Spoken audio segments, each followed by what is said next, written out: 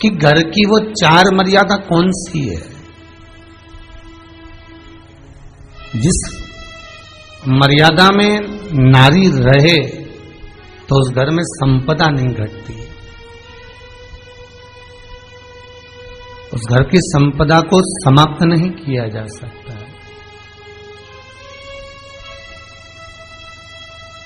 4 मर्यादा माता लक्ष्मी, मां सरस्वती के सामने माता पार्वती जी से पूछ रही है। वो मर्यादा है कौन सी जिस मर्यादा के बल पर एक जो घर बसता है, घर जो बसाया जाता है, उस घर में सुख, सौभाग्य, संपदा, सत्ता, वैभव, प्रतिष्ठा, यश, कीर्ति, आरोग्यता, ये सब वहां रहे।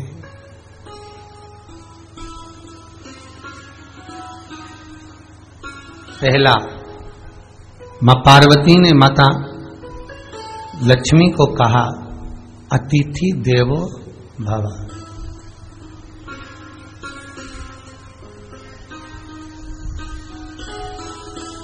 हमारे दरवाजे पर जब कोई अतिथि आए, हमारे दरवाजे पर कोई मेहमान आए, तो हम उसका आदर करें। परिवार के लोग जो आदर कर रहे हैं वो अपनी जगह पर है, भाई आदर कर रहा है वो अपनी जगह पर है, जेठ आदर कर रहा है वो अपनी जगह पर है, देवर मान सम्मान दे रहा है वो अपनी जगह पर है। पर सबसे पहला सम्मान घर की स्त्री को अतिथि का करना चाहिए।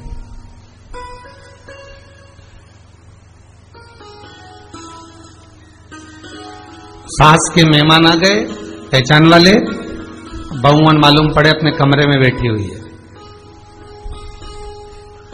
मेहमानों ने आकर पूछ लिया, क्यों बहू नहीं दिख रही? बस आ रही होगी। सास गई, रसोई घर में से पानी लाकर पिला दिया। फिर मेहमानों ने पूछा, बहू नहीं दिख रही? बस आती होगी। 2 बार सास ने गिलास भी गिरा दिया कि एक आध तो आ जाओ रही ऊपर से, पर नहीं। जब सास ने चाय रख दी और चाय रखकर सास फिर लेकर आई, तो बहुओं के मन में आया, चलो सास ने चाय बना दी है, खुशबू ऊपर आ गई है, अब चलते हैं। और बहू फिर नीचे आई, जो मौसी आई थी, काकी आई थी, बुआ आई थी, चाची आई थी, उनको प्रणाम करा और अंदर जाकर चाय जो बनी थी उसको पिया।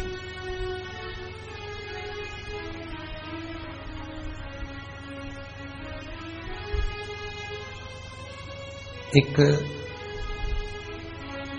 गरुड़ पुराण में लिखा है, 94 तरह के नरक में एक नरक है जो दरवाजे पर आए हुए अतिथि का सम्मान नहीं करता,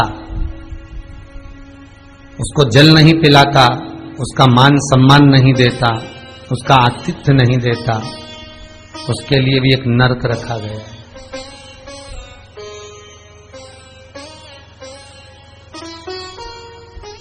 हजारों नरकों में एक नरक वो भी है जिसका हमने आतिथ्य ना करा हो। मेरा बहुओं से निवेदन है, सास के रिश्तेदार आए तो आप उनका भी आदर करिए, और आपके रिश्तेदार आए तो आप उनका भी आदर करिए। जेठानी के रिश्तेदार आए तो आप उनका भी आदर करिए, और देवरानी के रिश्तेदार आए तो आप उनका भी आदर करिए। आप किसी न किसी रूप में जो अतिथि आया है वो न जेठ का है, न देवर का है, न वो सास का है, अतिथि घर का है, किसी एक व्यक्ति का अतिथि नहीं है।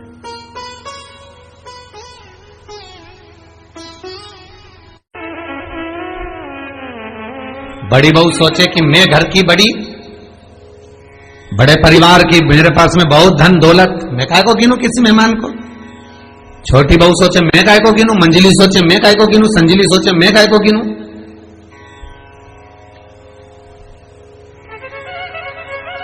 तुम्हारे माँ बाप आए, सास अगर तुम्हारे पिता से, तुम्हारी माता से बात ना करे, देवरानी बात ना करे, जेठानी बात ना करे, तो तुम्हें कैसा लगेगा कि तुम्हारे माँ बाप आए और किसी ने सम्मान नहीं करा।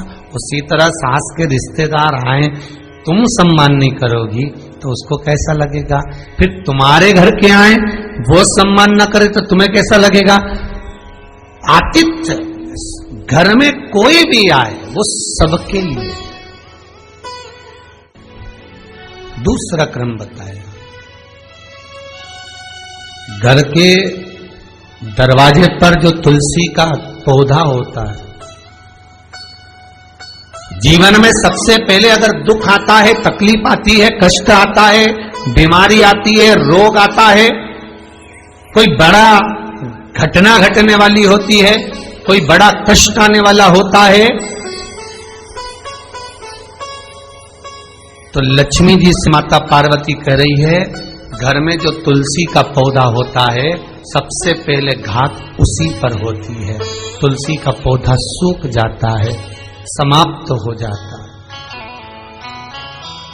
उसके डालियां मुरझा जाती हैं, नीचे लटक जाती है, मंजरी झुक जाती है, या तुलसी के कुंडे में जो मिट्टी है उसमें फफूंद पड़ जाती है।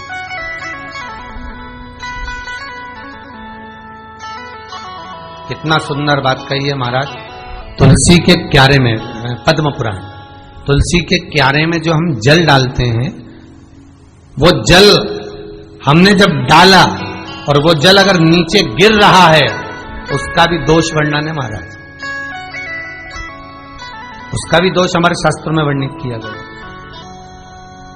तुलसी के क्यारे में अगर जल डाल रहे हैं और वो जल जमीन पर बह रहा है, गिर रहा है, उसका भी दोष है। तुलसी के क्यारे में उतना ही जल दिया जाए जितनी मट्टी सोख ले, 2-4 8 बूंद पानी गिरे चल जाएगा। तुलसी के क्यारे में छिद्र रहता है, बूंद बूंद पानी टपक जाए वो चल जाएगा। पर तुमने तुलसी के क्यारे में जो जल भरा, लोटा भर भर के डाल दिया, और ऊपर से जो जल कुंडा भरा कर उलीच में से, अर्थात भराने के बाद जो नीचे गिर रहा है, वो दोषपूर्ण है महाराज, उसकी दोष था।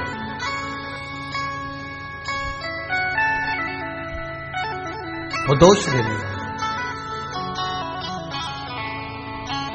तो लक्ष्मी से माता पार्वती जी कह रही हैं कि दूसरा क्रम है घर में वैभव, लक्ष्मी, संपदा, प्रतिष्ठा, यश, आरोग्य को पाने के लिए तुलसी के क्यारे की आराधना, तुलसी के कुंड को नमन करना कर सकते। तीसरा क्रम कहा, घर में चाहे नल लगा हो, चाहे आरओ का प्लांट लगाओ, पानी का घर में छोटा छोटा आरओ प्लांट लगा लेता है, फिर भी घर के अंदर रसोई घर में एक छोटा सा मटका, मटका नहीं तो हंडा, हंडा नहीं तो बाल्टी, बाल्टी नहीं तो कलसा, पानी का भरा हुआ जो नारी रखती है, दूसरे दिन उस पानी को बाहर ढोल कर फिर वापस धोकर भर लेती है। मटका रोज धुलता है, हंडा रोज धुलता है, प्रतिदिन का। जितना जल उस पात्र में रहता है, भरता है, ऐसे ही घर में संपदा बढ़ती है। 3 क्रम बढ़ती। चौथा, नारी के मस्तक पर